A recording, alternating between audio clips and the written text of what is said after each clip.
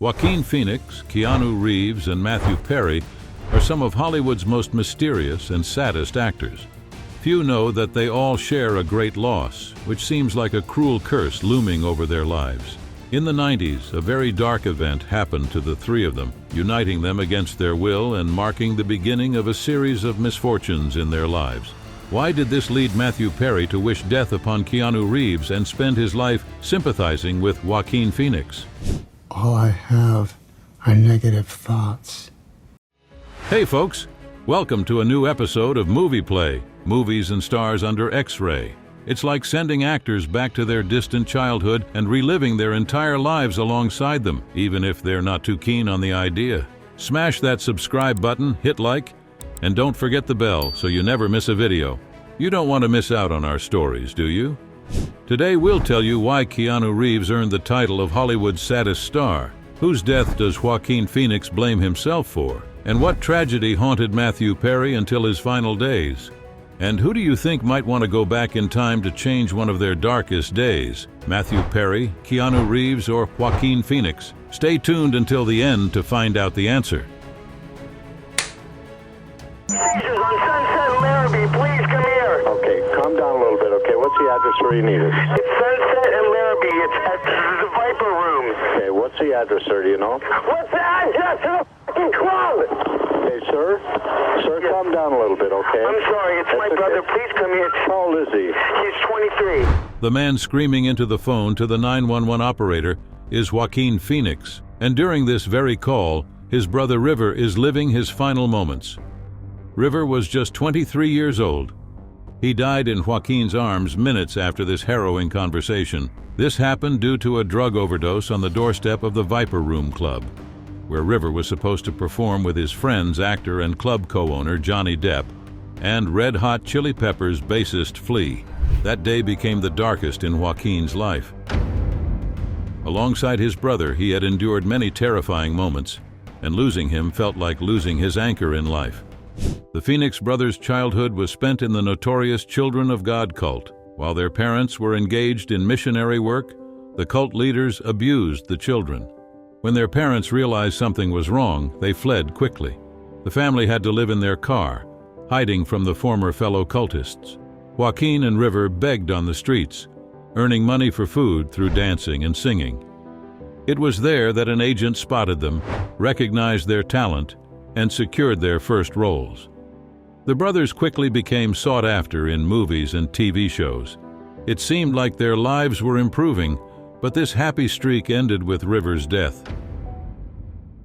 River wasn't only close to his brother, but also to the future The Matrix star, Keanu Reeves. They met on the set of Parenthood in 1989, where River, as the older brother, was accompanying the younger Joaquin. River and Keanu became friends fast, and the following year they starred together in I Love You to Death. Is he dead? Of course he's dead, man. Director Gus Van Sant saw their work and offered Keanu and River roles as young gay rebels in his film My Own Private Idaho. What do you mean to me? Mike, you're my best friend. Working on their second film together made the actors best friends and brought the first taste of real fame to both young stars. Now everyone in Hollywood knew their names. Playing in Gus Van Sant's film felt like one long party.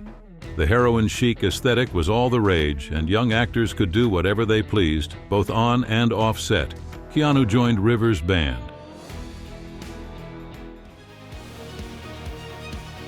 Matthew, Joaquin, River, Keanu, Johnny Depp, and many other 90s pop icons.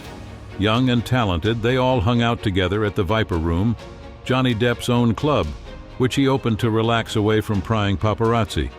It was those parties that led to the addictions that eventually killed two of them and drove the friends in different directions in life. After River's death, their party never got together again.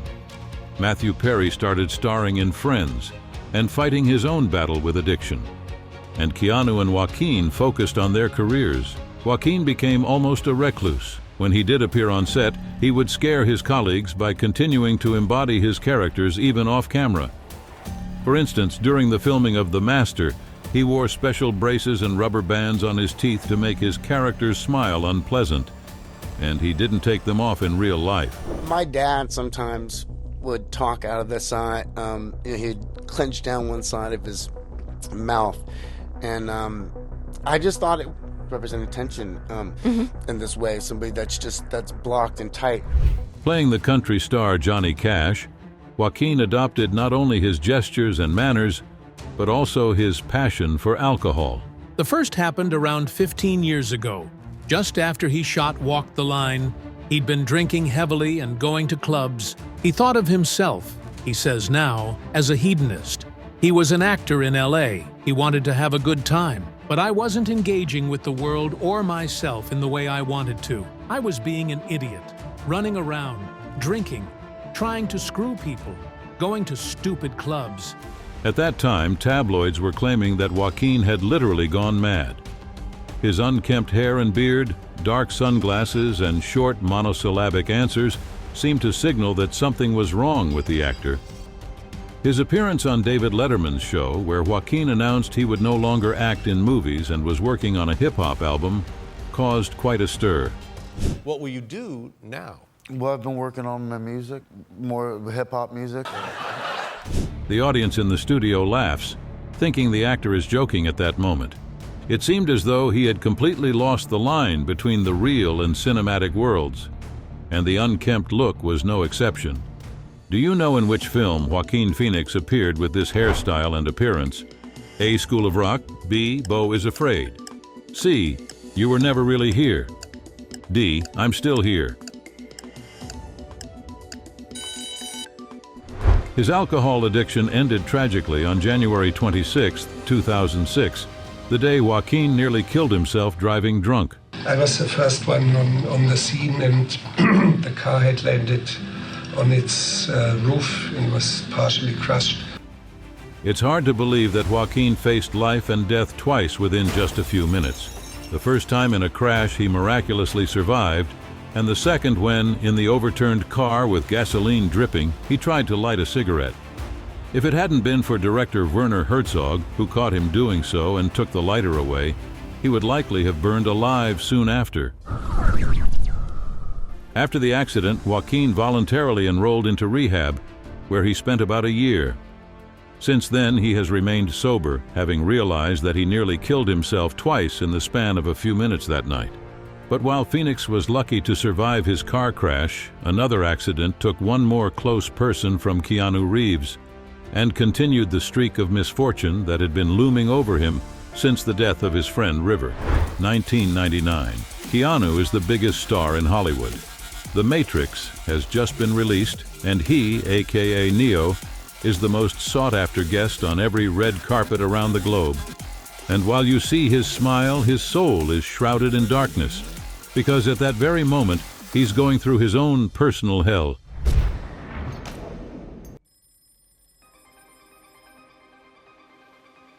Keanu had been preparing to become a father, but his and Jennifer Syme's daughter was stillborn. The actor struggled greatly with this loss and could only find solace in his relentless work towards another mission. Before the tragedy, he was fighting for the life of another person he loved. His sister Kim had been battling leukemia for several years, and Keanu did everything to help her. He even founded his own cancer charity and donated over $110 million, nearly 3/4 of his earnings from all the Matrix movies, to leukemia research.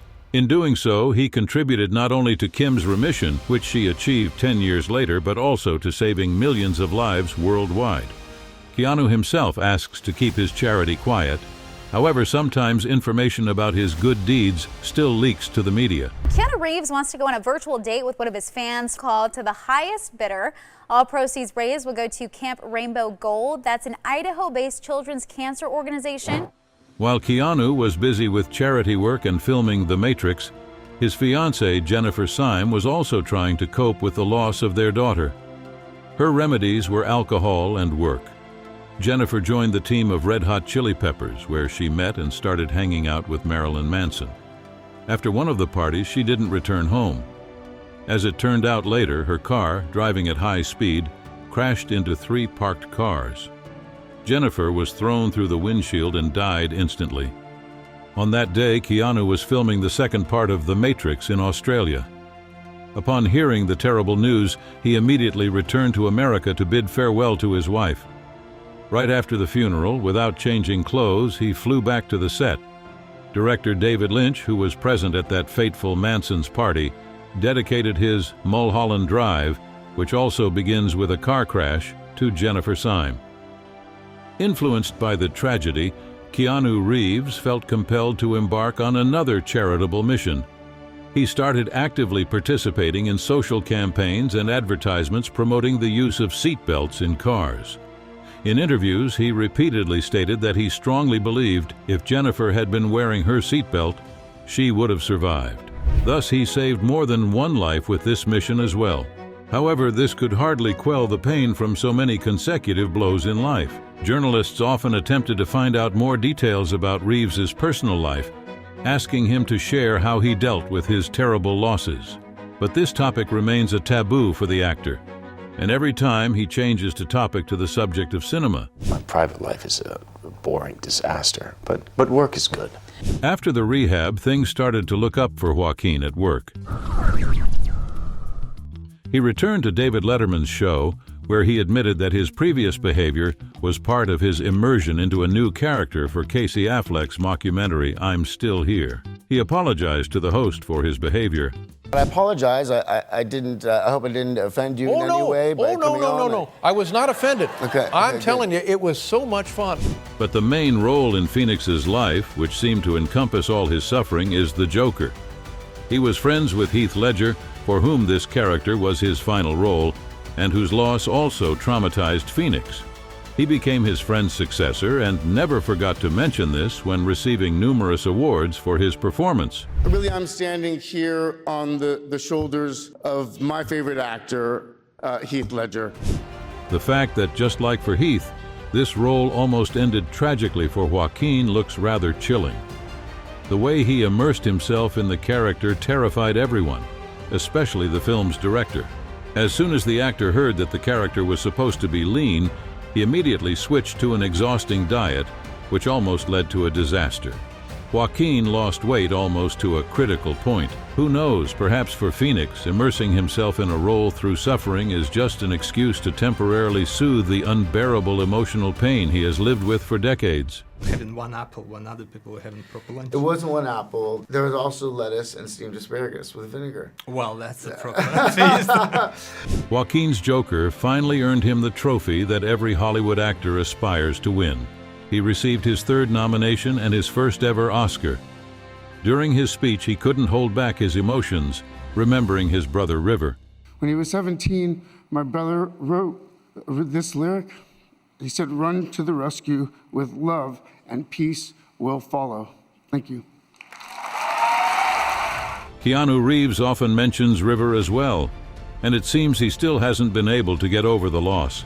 In interviews, he calls River the most extraordinary and best person he has ever met in his life. Talking about River, extraordinary person, extraordinary, original, great heart, great mind, great spirit. After all the tragic events, Keanu focused on his career and charity work, even earning the title of the nicest guy in Hollywood. However, he was rarely seen truly happy, and his park bench photo became one of the most iconic memes of the 2010s. So we all are familiar. We're all familiar with sad. I'm just eating a sandwich, Sad Keanu, man. the sad Keanu meme right there. Man, this is a frame of Berserker from. Yeah. And while the entire world admired Reeves's humility and simplicity, his old friend Matthew Perry shocked everyone with a rather harsh statement about Keanu. The late Friends star, who battled drug addiction all his life and never started a family, made one of the first critical remarks in history about Keanu in his farewell memoirs. Negative comment that he made in his book that he was sorry to lose River Phoenix. He commented that he was sorry people like Phoenix were gone, but wondered why Keanu Reeves still walks among us. Maybe Matthew knew something that remained hidden from the eyes of viewers and journalists. But it seems he took this secret with him, because after publishing those lines, he publicly apologized to Keanu Reeves and removed his mentions from his autobiography. Keanu really looks like a saint without any flaws, but is such perfection realistically possible? When it comes to personal matters, the actor tends to keep a tight lip, preferring to steer conversations toward cinema. However, both Matthew Perry and Joaquin Phoenix knew him as a young man. At that time, it was trendy among Hollywood heartthrobs to use illegal substances and abuse alcohol. It's hard to believe that Keanu didn't do this while constantly being around friends with addictions. And if he did, then why didn't he raise the alarm when he saw his best friend River slowly killing himself with ever-increasing doses? Maybe Matthew Perry, who had the courage to openly talk about his addictions, just wanted people to know the truth about Reeves. What do you think the actor meant? And is Keanu really such a good guy? Share your thoughts with us in the comments. Despite all the tragedies that befell Reeves and Phoenix, the two managed to endure the blows. Today they have successful careers and happy families. Together with actress Rooney Mara, Joaquin is raising their son River, named after his late brother, and they are expecting their second child. Keanu Reeves hasn't ventured into fatherhood yet, but found the woman with whom he has tied his life. This is artist Alexandra Grant. However, during the recent promo campaign for Beetlejuice, Winona Ryder shocked everyone by claiming that she and Reeves had been married for many years. However, it turned out to be just a joke, as the director of Dracula, Francis Ford Coppola, filmed their wedding scene with a real Romanian priest. In spite of their immense success and seemingly idyllic lives, the emotional anguish and despair these two portray on screen always feels heartfelt and never forced. Perhaps this is how the old scars, which both actors hide so carefully, break through to the surface. What do you think? Would their careers have been as successful without experiencing such heavy losses? And if they had to choose today between bringing back their loved ones and this immense success, what would they prefer? Oscars, fame, and money, or those who can never return? What are your thoughts on this? Share them with us in the comments below. And of course, we're here to answer the question we posed at the beginning. After closely analyzing the lives of these three film stars, we concluded that Joaquin Phoenix would be the first contender to give up his wealth and fame if it meant his brother River could live a full life by his side. Joaquin deeply loved his brother, and the exceptional qualities of River Phoenix are fondly remembered by many of Hollywood's modern actors who had the privilege of knowing him. Also, let us know whose secrets and dark spots you'd like to learn about in the next videos. Could it be Chadwick Boseman, Matthew Perry, Heath Ledger, or choose your own option? Don't delay, as we're actively crafting new cinematic tales for you. So hit the like button, subscribe, and press the bell so you don't miss anything. Movie Play. Movies and stars under X-ray.